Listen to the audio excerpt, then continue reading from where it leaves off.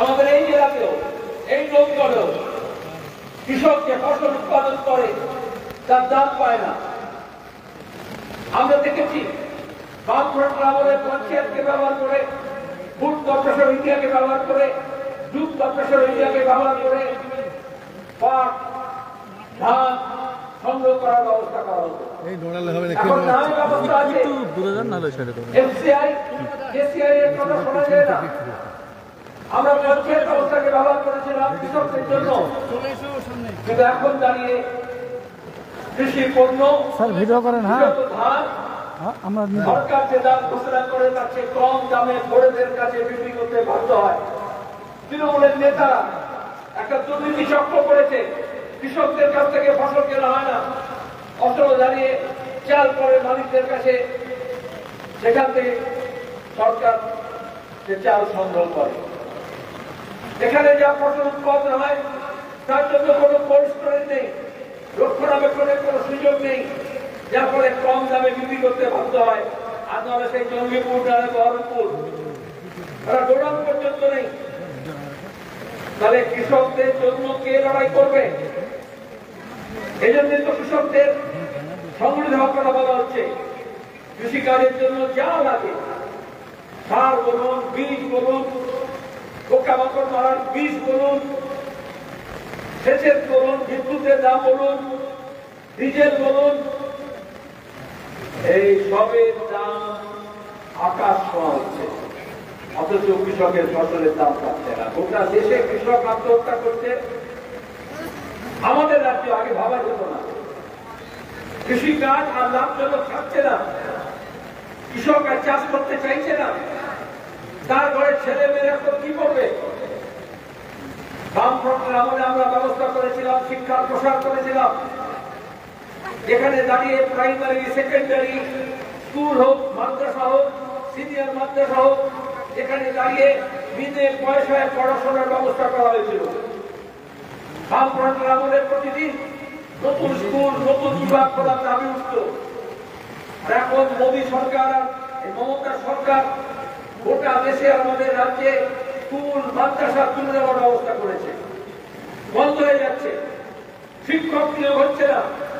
বামফ্রন্ট আমলে বছর বছর স্কুল সার্ভিস কমিশন পরীক্ষা হতো, কলেজ সার্ভিস কমিশনের পরীক্ষা হতো, আর স্বচ্ছভাবে নিয়োগ করা হতো। এখন দেখছেন 26,000 শিক্ষকের চাকরি দিয়েছে, কারণ মমতা ব্যানার্জি আর তার ভাইপো শিক্ষা দপ্তর, স্কুল সার্ভিস কমিশন একেবারে নিচ থেকে ওপর পর্যন্ত দুর্নীতি ছেয়ে গেছে।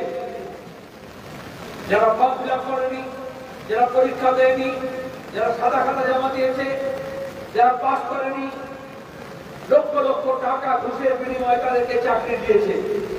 যার ফলে যারা যোগ্য, যারা রাত থেকে পড়াশোনা করেছে, খেটেছে, এবং যাদের বাপ মা মনে করেছিল একবার ছেলে মেয়ে একটা চাকরি পাবে, সংসারের মুখ আলো হবে, আজকে তাদের সবাইকে একসঙ্গে রাস্তায় বসতে হয়েছে। আর সেখানেও পুলিশ তাদের উপর জুলুম করছে, হাইকোর্টকে বলতে হয়েছে কোনো ব্যবস্থা নেবে না। তৃণমূলের গুন্ডা বদমাইশ ওই সংগঠনটি নেতৃত্বে বিকাশ ভবনের সামনে ধর্ণা দিচ্ছে শিক্ষকরা, যোগ্য শিক্ষকরা, উপযুক্ত শিক্ষকরা, যাদের স্কুলে পড়ানোর কথা, তারা আজকে চাকরি বাঁচানোর জন্য যখন আন্দোলন করছে, তৃণমূল গুন্ডা পাঠিয়ে তাদের উপর আক্রমণ করেছে। হাইকোর্ট বলেছে কোন ব্যবস্থা নেবে না, পুলিশ ওই যারা আক্রান্ত হলো সেই শিক্ষকদের বিরুদ্ধে মামলা করছে, আর গুন্ডা বদমাইশরা মহাদুর্নীতি ঘুরে বেড়াচ্ছে।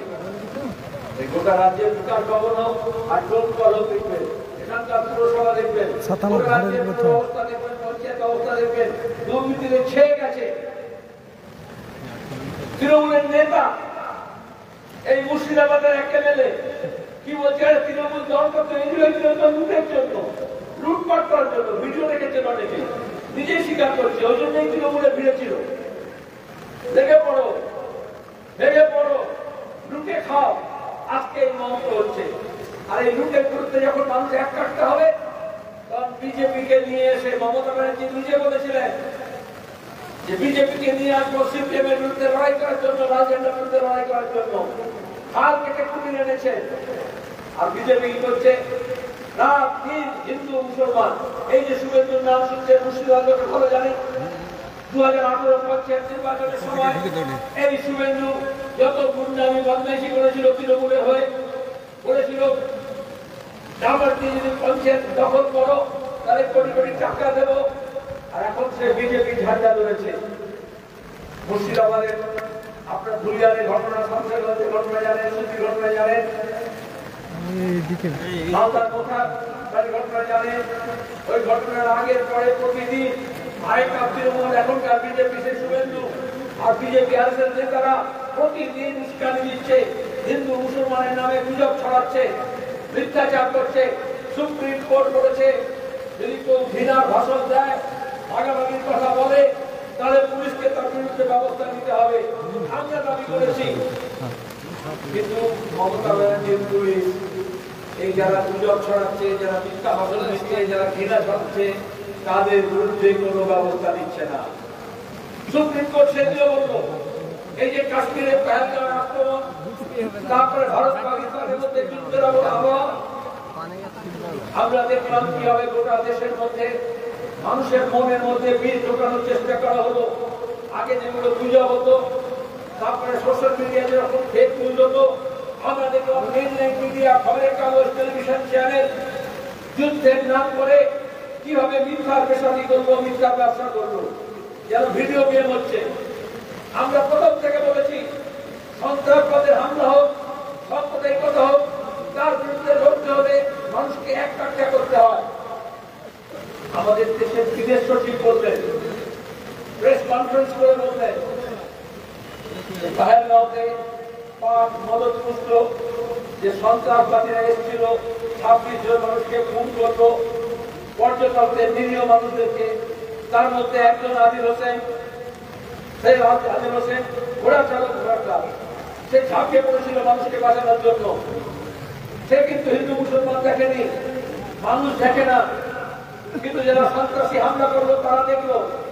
আর এই জন্য বিদেশ সচিব করলেন, ওই সন্ত্রাসবাদীদের উদ্দেশ্য ছিল ওই খুন করে যাতে গোটা দেশে হিন্দু মুসলমানের মধ্যে একটা দাঙ্গা আবহাওয়া তৈরি হয়, দাঙ্গা সৃষ্টি হয়। আচ্ছা, আমার সন্ত্রাসবাদীদের উদ্দেশ্য ছিল।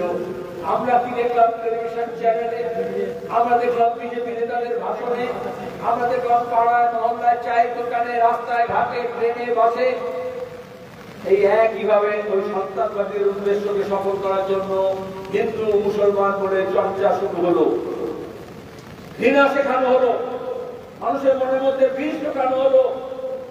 আরে বাবা, পরিষ্কার কথা, যদি সন্ত্রাসবাদী হামলা হয়, যদি বিদেশ থেকে আক্রমণ হয় দেশের ওপরে, তাহলে দেশের মানুষের প্রথম কাজ হচ্ছে জাত, পাত, ধর্ম, বর্ণ, প্রদেশ নির্বিশেষে সবাইকে একটা করা।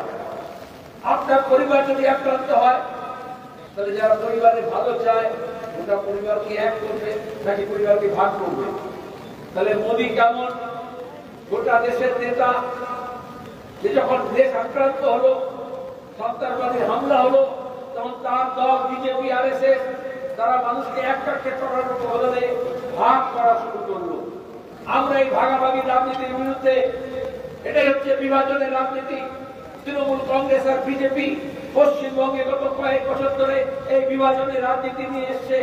এই মুর্শিদাবাদের মানুষ, এই ডোমকলের মানুষ, হিন্দু মুসলমান এভাবে কখনো ভাগ হয়নি। যখন দেশ ভাগ হয়েছে কখনো ভাগ হয়নি।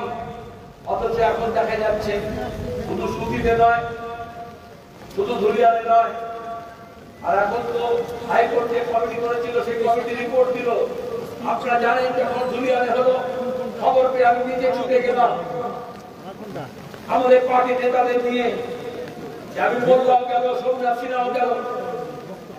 আর তারপরে দাঁড়িয়ে আমরা ওখানে ওই সব গ্রামগুলোতে গেলাম, আক্রান্ত মানুষের কাছে গেলাম। যে হরগোবিন্দ দাস খুন হলো, যে জাহাঙ্গীর খুন হলো, তার পরিবারের সঙ্গে দেখা করলাম। তারা সবাই বললো ব্যাপারটা হিন্দু মুসলমানের ছিল না, কিন্তু করা হলো হিন্দু মুসলমানের নামে। 5 ঘন্টা পুলিশ ছিল না। আগুন লেগেছে দোকানে, বাজারে, গাড়িতে, সরকারি গাড়িতে, তাও ফায়ার ব্রিগেড যায়নি।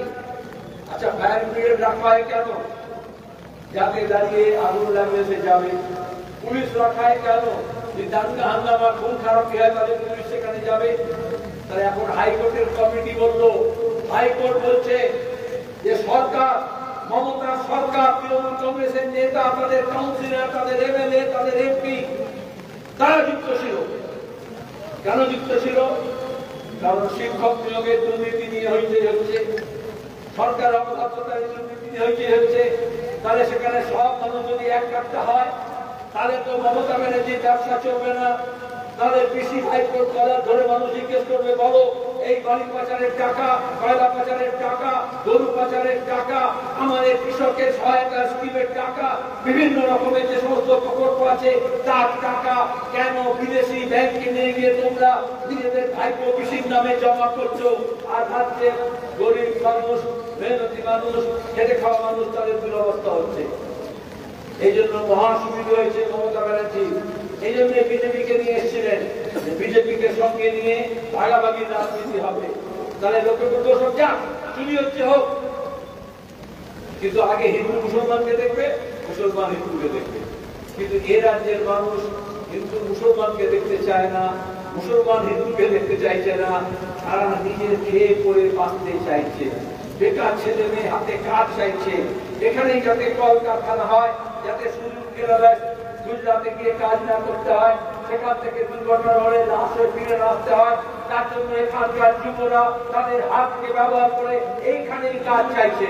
এখানকার কৃষকরা যে সোনার ফসল ফলাচ্ছে তার দাম চাইছে, এখানকার মজুররা তার মজুরি চাইছে, এখানকার মানুষ তার নিরাপত্তা চাইছে। কিন্তু নিরাপত্তা আছে? আগে যেটা উত্তর ভারতে আমরা শুনতাম, ট্রেনে যাচ্ছে, কারণ দাঁড়িয়ে আছে, কে কি খাচ্ছে, কে কি ভাষায় কথা বলছে, এই নিয়ে তাকে শুধু কটূক্তি করা নয়, তার উপর আক্রমণ করা হচ্ছে। বেশ কয়েকটা ঘটনা পশ্চিমবঙ্গে ঘটেছে। যারা তৃণমূল বলেন ওসব গুজরাটে হয়, রাজস্থানে হয়, উত্তরপ্রদেশে হয়, আমাদের এখানে এসব হচ্ছে না। আমরা এখানে ভালো আছি। আমরা কি এখানে ভালো আছি? শমশেরগঞ্জের মানুষ কি ভালো আছে?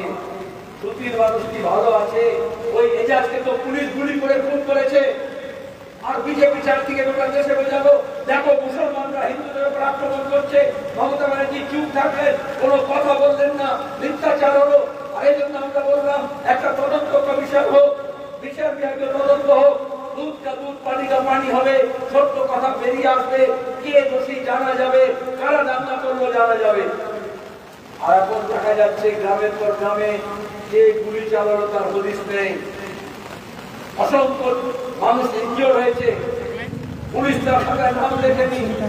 কেন্দ্রীয় বাহিনী বলবে রাজ্য পুলিশ চালিয়েছে, আর রাজ্যের বাহিনী বলবে কেন্দ্রীয় পুলিশ চালিয়েছে।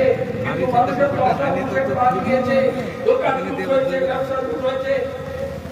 আমরা চাই বিচার বিভাগীয় তদন্ত হোক, একে অপরকে দোষ দিয়ে লাভ নেই, সত্যতা উদ্ঘাটিত হোক, যারা দোষী তাদের শাস্তি দেওয়া হোক। আর যাতে এ ধরনের ঘটনা না ঘটে।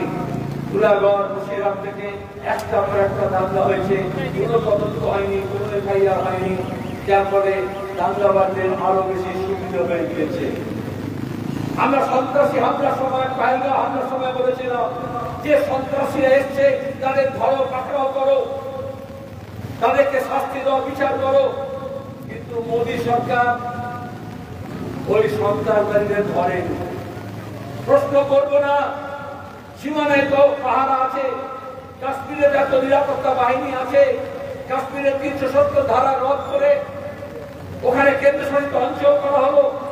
পুলিশকে রাজ্য সরকার থেকে নিয়ে কেন্দ্র সরকার নিজের হাতে নিলেন। আজকে মোদী অমিত শাহ হাতে পুলিশ নিরাপত্তার ব্যবস্থা, তাহলে নিরীহ পর্যটকরা খুন হবে, সেখানে নিরাপত্তার ব্যবস্থা ছিল না কেন? সীমানা পেরিয়ে কি করে এলো পাকিস্তানের জঙ্গিরা? কে পাহারা দিচ্ছিল? কোথায় ঘাটতি ছিল? ওরা বলছে না, কেউ কোনো কথা বলবে না। ঠিক থেকে যেমন মমতা বলে, ওরা মোদীও বলে ফেসে গেলে কোনো কথা বলা যাবে না, কোনো প্রশ্ন করা যাবে না। কিন্তু লাল ঝান্ডা, আমরা সত্যের উপর দাঁড়িয়ে কাজ করি, নীতির উপর দাঁড়িয়ে কাজ করি। অন্যায় হলে প্রতিকার চাইতে হবে, মিথ্যাচার হলে সত্য প্রতিষ্ঠা করতে হবে এবং প্রশ্ন করতে হবে। যাতে প্রশ্ন না করে, মমতা বলেছিলেন মুখে লুকো প্লাস লাগিয়ে রাখো। আর এখন গোটা দেশে বিজেপি বলছে যদি কোনো খবরের কাগজ, কোনো টেলিভিশন চ্যানেল, কোনো সোশ্যাল মিডিয়া, ফেসবুক, হোয়াটসঅ্যাপ কেউ যদি সরকারের বিরুদ্ধে কোনো কথা বলে, কোনো প্রশ্ন করে, তাহলে পুলিশ তাকে ধরবে। আর আমাদের স্বাধীন দেশ, আমাদের স্বাধীনতা আছে, ব্যক্তি স্বাধীনতা আছে। প্রশ্ন আমাদের করতে হয় মুর্শিদাবাদের রাজ্যের পুলিশের ব্যর্থতা, পুলিশ মন্ত্রীর ব্যর্থতা, সে কথা আমরা জোর গলায় বলবো।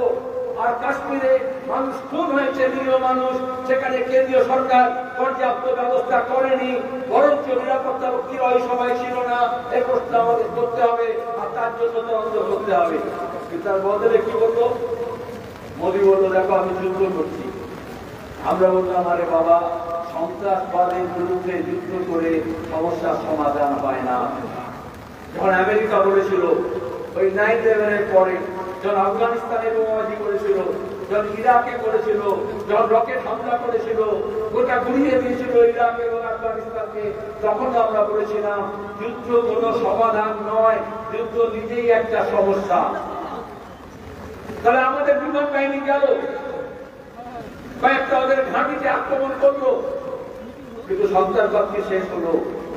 যে সন্ত্রাসীরা হামলা করেছিল তারা কি ধরা পড়লো?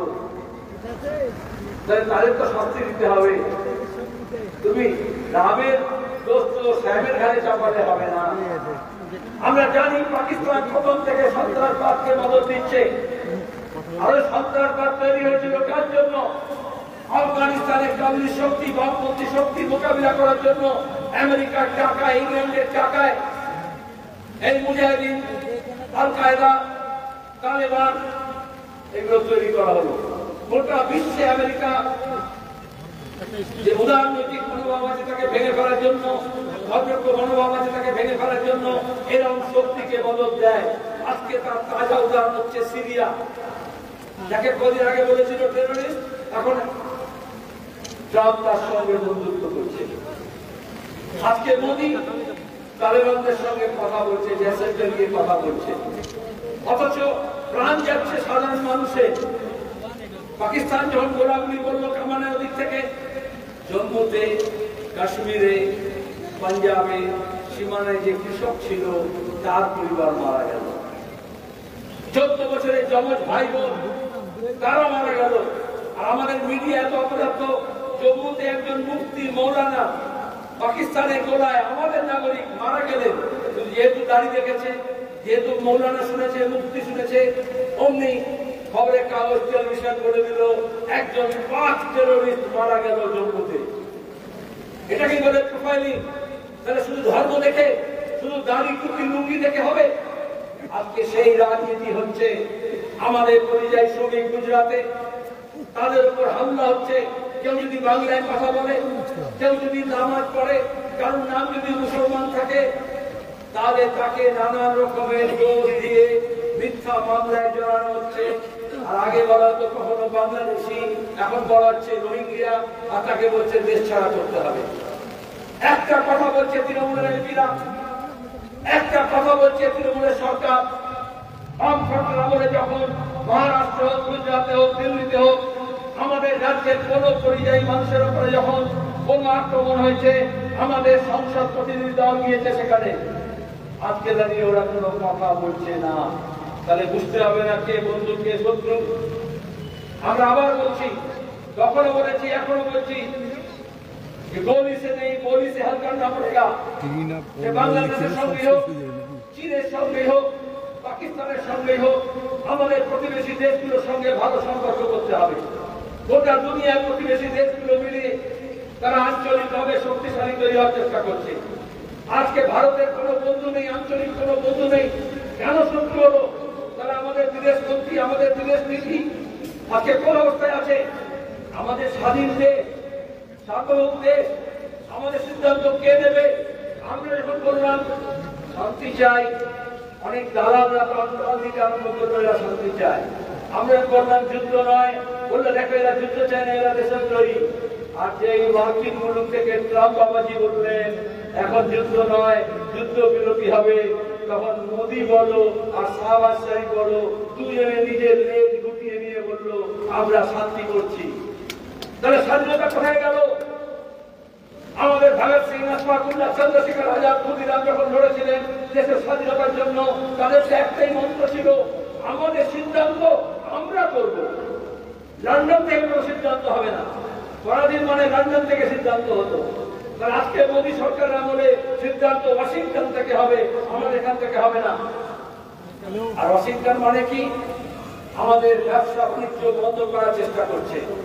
দারিদ্র যুদ্ধ দেখেছেন, শুল্ক যুদ্ধ, প্রতিদিন বলছে ভারতীয় যে জিনিস তৈরি হয় তার উপরে আরো বেশি শুল্ক চাপাবো। গোটা বিশ্বের সঙ্গে করেছিল। আমেরিকা বলেছে যত, চীন তার থেকে বলেছে বাড়িয়ে। তারপরে আমেরিকা বলছে সবাই চীন তোমার সঙ্গে আলোচনা করি।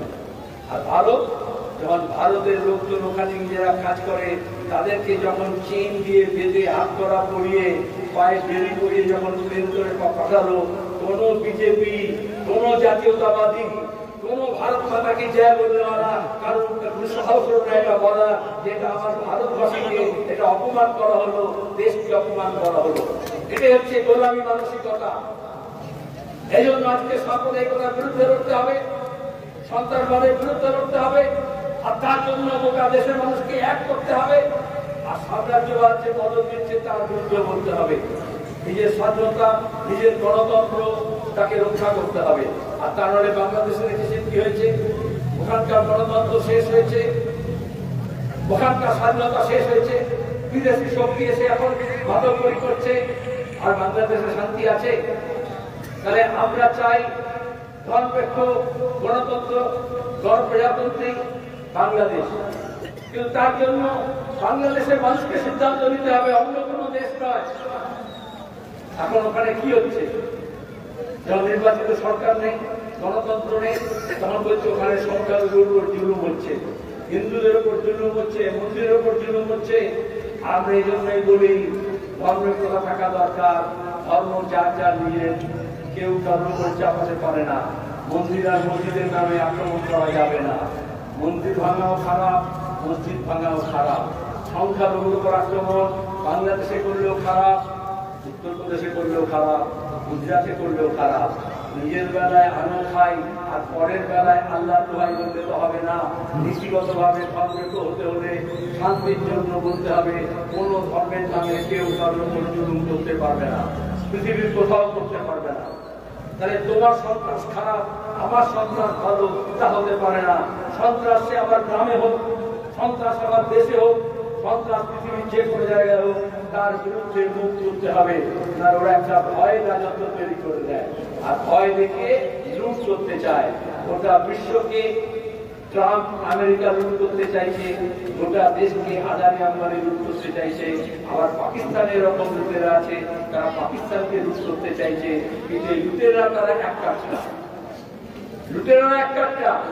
অপারেশন সিন্দুর হলো, আম্বানি অমনি বললো এটা আমাকে পেটেন্ট করতে হবে ব্যবসার জন্য।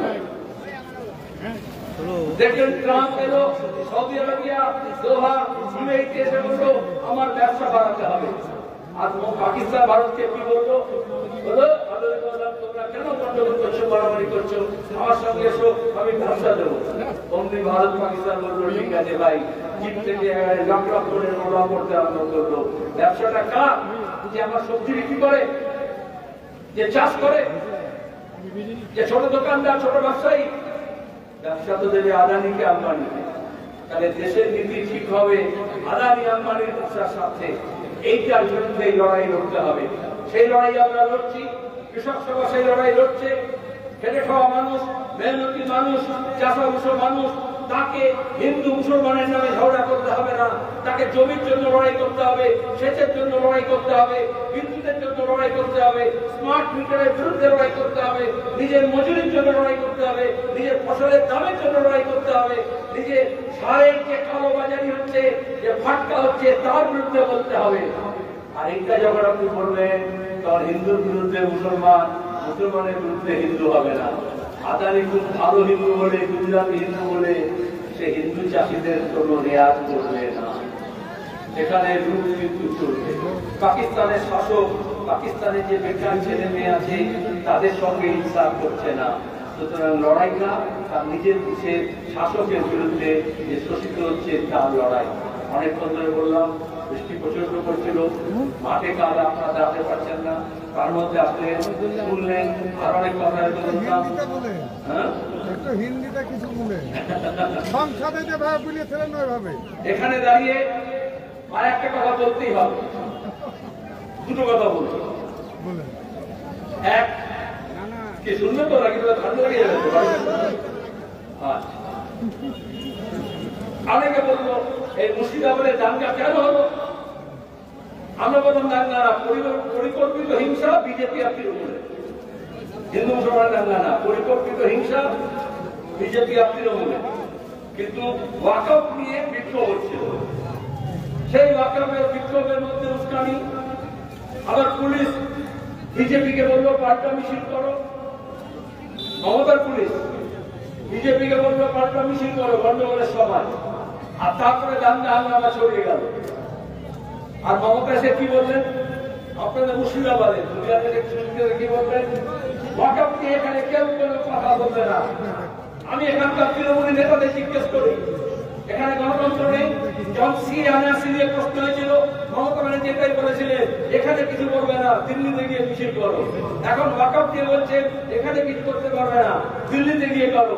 আর সামনে সব নির্লিপ্ত সমস্ত ধান মুসলমানরা বসেছিল তৃণমূলের নামে, কারণ একটা হিম্মত বলার জন্য যে আপনি কথা বলতে পারেন ম্যাডাম, আর আমরা কথা বলতে পারবো না। গণতন্ত্র মানে আপনার যতটা হক আছে আমারও ততটা হক আছে, অন্যায়ের বিরুদ্ধে আমি কথা বলবো। বলো না, একটা ওয়াকফ করে দিল্লি চলে যাও, এটা মহা মুশকিল। বিজেপি কি বলে? কিছু বললে বলে পাকিস্তান চলে যাও, না বলে বাংলাদেশ চলে যাও। আর মমতা কিছু বলে দিল্লি চলে যাও। সব এক গোয়ালের গরু, সব আরএসএস এর বাচ্চা।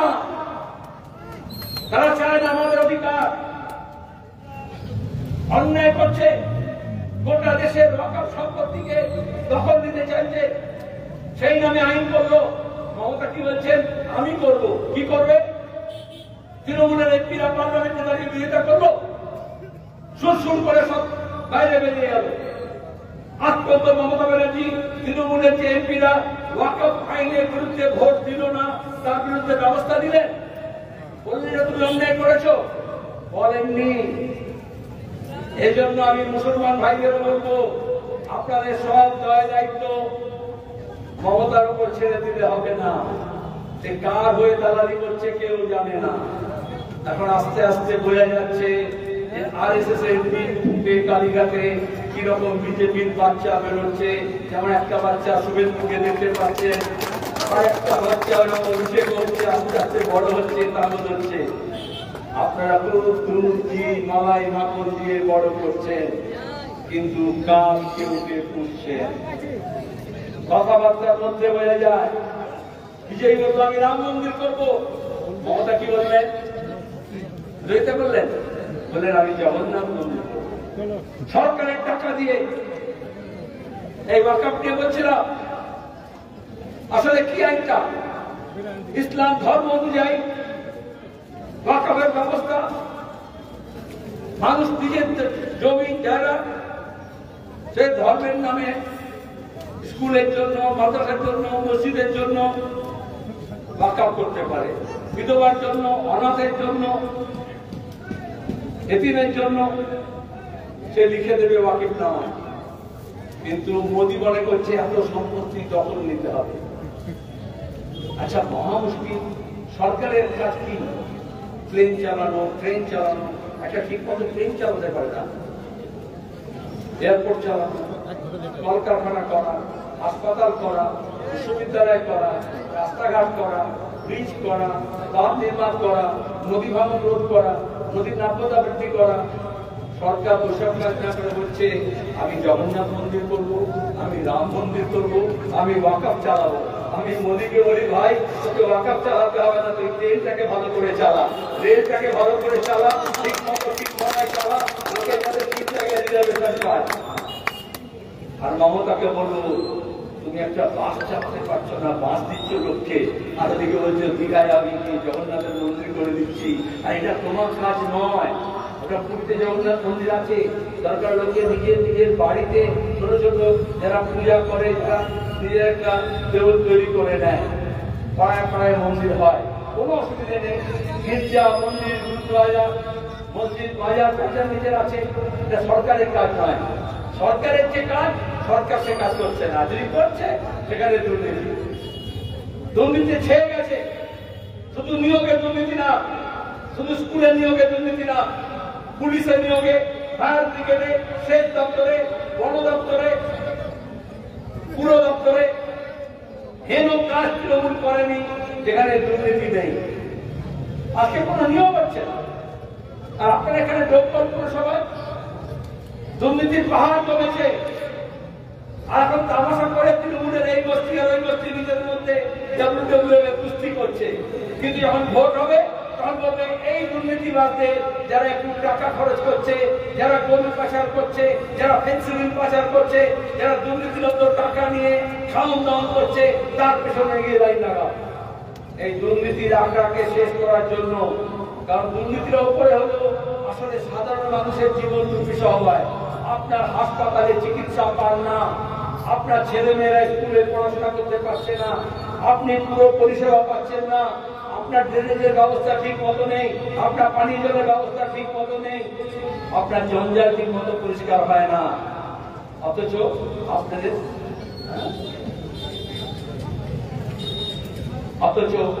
লুকের রাজত্ব চলছে। এটাই আমি বললাম যে কোল্ড স্টোরেজ নেই।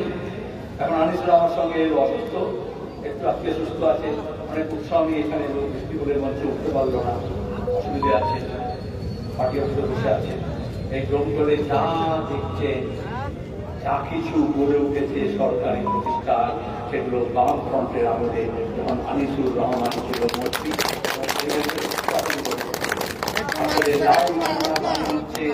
লাল ঝান্ডা মানে হচ্ছে একটু অড়ার শক্তি, আর বিজেপি আর তৃণমূল মানে হচ্ছে ভাঙার শক্তি। এই ভাঙার শক্তিকে দূর করলে আবার আমরা নতুন করে ভাঙা বুকের পাজে উঠিয়ে নয়া বাংলা করবো, এই শপথ আমাদের নিতে হবে। সবাইকে ধন্যবাদ জানিয়ে, নমস্কার জানিয়ে শেষ করছি। আমাদের কৃষক সভা সম্মেলন সফল হতে আশা করছি।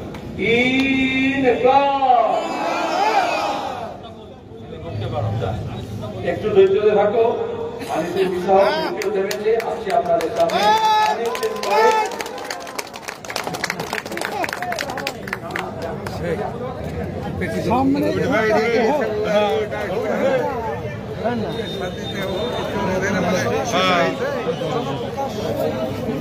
সমাবেশের মঞ্চে আসছেন প্রাক্তন মন্ত্রী আনিসুর রহমান। তিনি এই মুহূর্তে কথা বলবেন। আবারও জানিয়ে রাখি, সারা ভালো খবর হচ্ছে যে